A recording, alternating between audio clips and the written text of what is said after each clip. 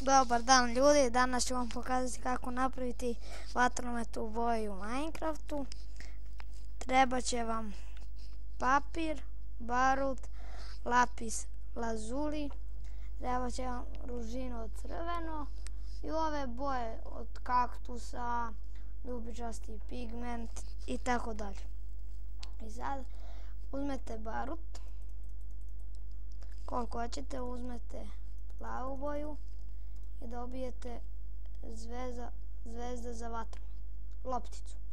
I sad tako radite sa svakom bojom. Evo. I sad koliko hoćete.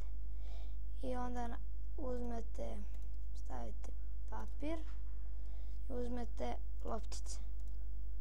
I uzmete vatromet. I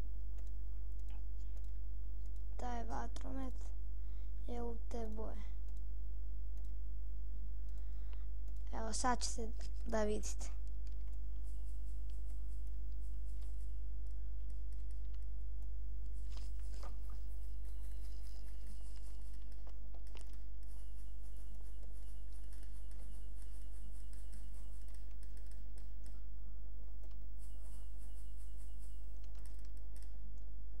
Tako sad do svake boje. Evo uzet ćemo i žutu.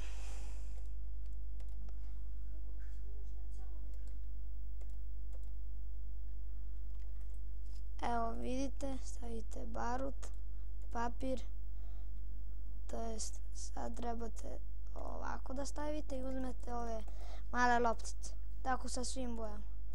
I onda uzmete, stavite papir i tu boju i dobit ćete ovaj vatromet u boji.